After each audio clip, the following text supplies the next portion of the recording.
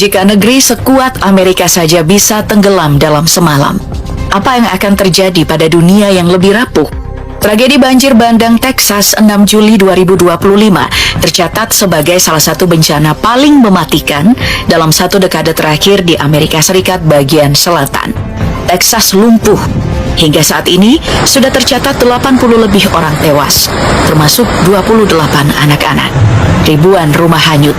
Ironisnya, semua ini terjadi saat Amerika Serikat sedang gencar mendukung agresi Israel ke Gaza. Apakah ini sekadar musibah atau tanda bahwa dunia sedang menunggu giliran untuk diadili? Tonton sampai akhir. Ada satu fakta peran Texas dalam konflik Palestina yang akan membuka mata kamu tentang makna bencana ini. Get out! Get out of your car! Oh my God! Tragedi banjir bandang akibat hujan ekstrim yang turun sejak hari Kamis malam menyebabkan sungai Guadalupe dan sejumlah aliran sungai lainnya meluap dalam waktu singkat, merendam wilayah sepanjang lebih dari 250 mil dari Robert Lee hingga Belmont, Texas. Banjir bandang itu terjadi begitu cepat dan dahsyat. Menjelang fajar Jumat, air sungai naik lebih dari 8 meter hanya dalam waktu 45 menit. Menghantam jembatan, rumah, dan bahkan perkemahan anak-anak yang berada di dataran rendah. Beberapa saksi menyebut datangnya banjir seperti dinding air yang menghancurkan apa saja di hadapannya. Pakar iklim menyebut bahwa banjir ini merupakan hasil gabungan dari badai lambat dan pemanasan suhu permukaan tanah.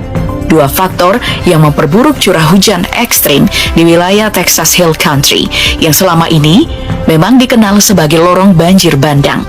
Wilayah yang paling parah dilanda banjir adalah Kerr County, termasuk kota Kerrville dan area perkemahan Camp Mystic, sebuah tempat musim panas khusus perempuan.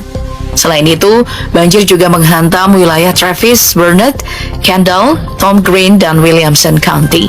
Ratusan rumah terendam, jembatan ambruk, dan jalanan terputus total. Banyak keluarga yang terisolasi di perkemahan dan kawasan berbukit. Hingga hari Senin, jumlah korban tewas mencapai 82 orang, dengan 28 diantaranya adalah anak-anak. Sebanyak 10 anak perempuan dan seorang pembina masih dinyatakan hilang dari Camp Mystic. Banyak dari mereka terakhir terlihat berada di kabin atau menyusuri jalan saat banjir menghantam. Seorang gadis bahkan berjalan kaki sejauh lebih dari 20 mil di tengah banjir sebelum akhirnya terselamatkan saat berpegangan di sebuah pohon. Lebih dari 850 orang berhasil diselamatkan dalam 36 jam pertama oleh tim penyelamat yang menggunakan helikopter, drone, perahu, dan bahkan melintasi area berbahaya yang penuh dengan ular berbisa. Namun seiring waktu berjalan, harapan untuk menemukan korban selamat semakin menipis. Keluarga korban mulai berdatangan sejak Minggu pagi untuk melihat reruntuhan kabin dan sisa-sisa barang pribadi. Suasana haru menyelimuti lokasi dengan banyak yang menangis saat menemukan benda milik anak ataupun kerabat mereka.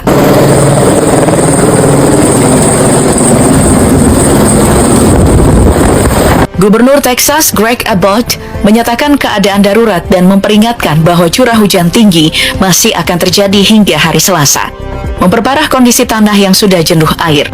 Ia juga mengumumkan hari Minggu sebagai hari doa bagi para korban.